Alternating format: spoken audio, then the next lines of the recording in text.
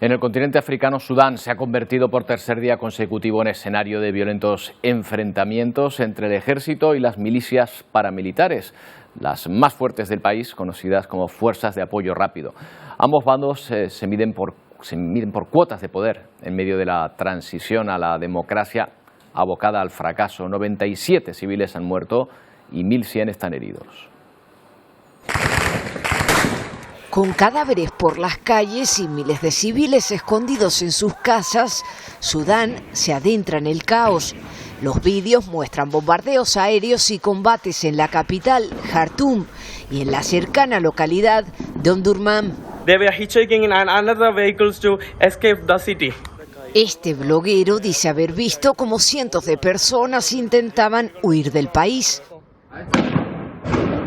El ejército regular y el grupo paramilitar Fuerzas de Apoyo Rápido libran un enfrentamiento armado abierto desde el sábado.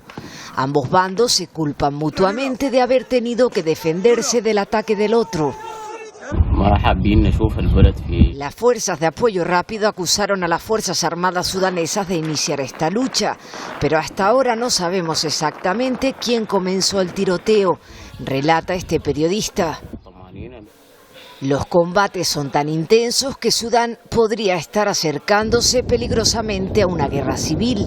La ONU ha confirmado además que 3 trabajadores del Programa Mundial de Alimentos han muerto al oeste del país.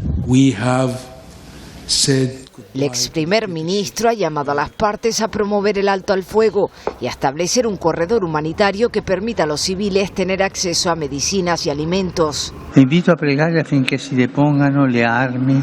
Desde la plaza de San Pedro, el Papa Francisco también ha expresado su preocupación por el conflicto armado. Varios países y organizaciones internacionales han pedido el cese inmediato de las hostilidades. Y Egipto y Sudán del Sur se han ofrecido a mediar entre las partes. Bueno, hablamos de este asunto con nuestro colaborador Pepe Naranjo. ¿Qué tal, Pepe? Buenos días. Sí, Pepe, ¿nos escuchas? A ver. Sí, buenos días. Perfectamente, ahora sí, te escuchamos perfectamente. Pepe, vamos a contextualizar primero. Estamos hablando de Sudán, un país que viene a ser 4 veces España en tamaño. Es un país enorme, con una profunda crisis económica, social, y que estaba en un periodo de transición desde 2019. Transición a la democracia que se ve ahora bastante difícil, ¿verdad? Sí, para intentar explicar e intentar entender lo que está pasando en Sudán, nos tenemos que remontar al menos hasta 2019, cuando se produjo el golpe de Estado contra Omar al-Bashir. Este golpe de Estado protagonizado por los militares que hoy se están enfrentando en las calles de Jartum, pero sobre todo impulsado por una sociedad civil muy poderosa que quería derrocar a este dictador, a Omar al-Bashir. Había habido una subida de precios, etcétera. La situación era muy tensa en 2019 y desembocó en este golpe de Estado.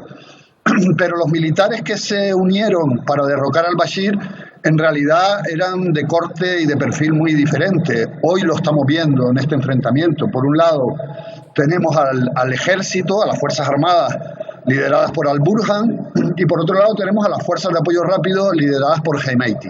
Estos 2 personajes son los que están marcando este enfrentamiento que se está viviendo desde el pasado sábado en Sudán y que ha provocado la muerte, como decías, a prácticamente 100 personas y más de 1.000 heridos. Los enfrentamientos se han extendido a distintos puntos de Sudán, Darfur, al norte del país, y lo más probable es que se agudicen en los próximos días si no se llega a un acuerdo. Aquí lo que hay es una pelea por el poder y pelea por los recursos, como por ejemplo el oro, que es muy importante en Sudán. Claro, estamos ante una pelea de territorios porque creo que una de las facciones controla la zona de Darfur, otra controla más la zona de la capital, pero ¿esto es una pelea de territorios o simplemente que cada una de las facciones controla una parte? Es más una pelea, más que por el territorio, por el poder y por los recursos, ¿no? Como te decía. Desde que se inició la transición a la democracia en el año 2019 en Sudán, se ha visto que el ejército era muy reacio a soltar, digamos, el poder. De hecho, ese era un poco el nudo gordiano del problema. Por eso, 4 años después del golpe de Estado 2019, seguimos gobernado Sudán por una junta militar. Porque estos militares están realmente controlando todos los resortes económicos del país que tienen que ver con las empresas vinculadas a la construcción, a la extracción minera, a la banca. Por ejemplo, es difícil de entender, pero el ejército es quien controla el Banco Central de Sudán. Y claro, los militares no quieren soltar, digamos, esos resortes económicos.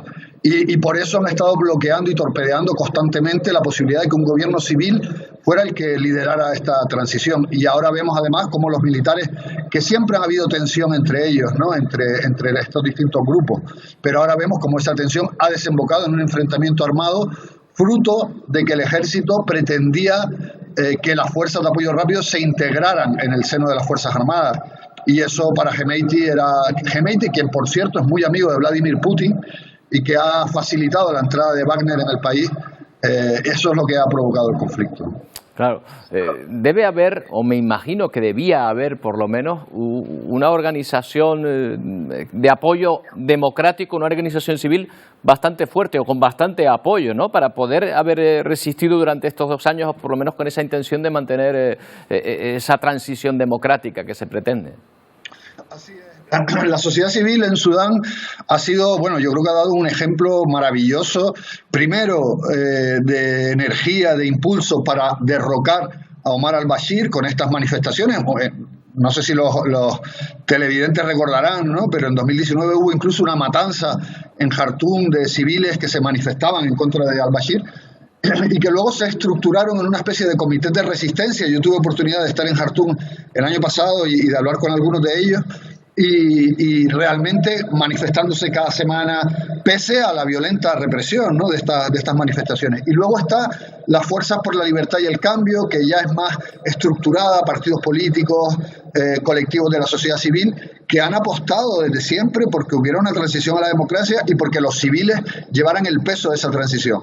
Pero vemos como las fuerzas del ejército que apoyaron al Bashir durante tantos años siguen estando muy presentes en Sudán, siguen controlando el uso de la violencia además y siguen controlando los resortes económicos, y contra eso es muy muy difícil combatir, a menos que desde el exterior se produzca algún tipo de intervención o algún tipo esos equilibrios que hay ahora mismo en Sudán entre las dos fuerzas militares se rompan. Bueno, pues vamos a ver qué es lo que pasa, porque tiene toda la pinta de seguir así, de llegar a una guerra civil, lo cual sería un auténtico desastre ya para este país tan castigado. Pepe, muchas gracias. Buenos días. Gracias a ti. Un abrazo. Chao.